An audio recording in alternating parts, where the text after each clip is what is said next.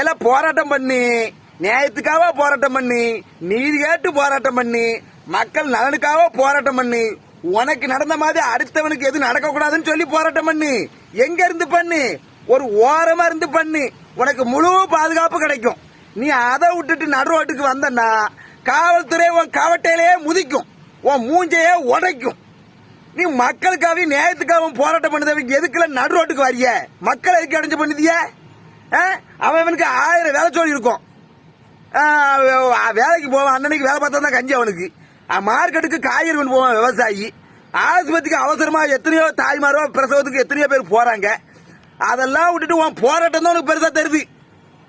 நீ ஒரு ஓரமா ரோட்டை விட்டு ஒரு ஓரமா இருந்தனா காவல்துறை கோழி குஞ்சா பாதுகாக்க மாதிரி ஒன்ன பாதுகாக்க அப்படியே பொத்தி பாதுகாப்பாங்க.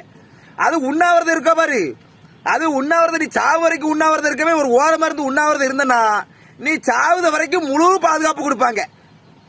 உண்ணாவிரதம் நட்டு ஃபுல்லா டிபன்ல சோற விட்டு திங்க பயில தான் நிறைய சிட்டிக்கிட்டு ஆயிதானுங்க. ஏல போராட்டத்தை தடுக்க வந்த ஒரு பொம்பளை போலீஸ் அக்காவை போய் நீ தலையை பிடிச்சி இழுப்பியல, உன் அக்கா தங்கச்சினா அப்படி இழுப்பியா? அவங்க அவர் அதிகாரிங்க அந்த மதிப்பு இல்ல.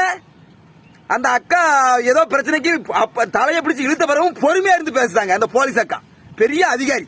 இந்த பேப்பர் தான் குண்டிய பழுக்க வைக்கணுங்க இவனை கூட்டிட்டு போய்.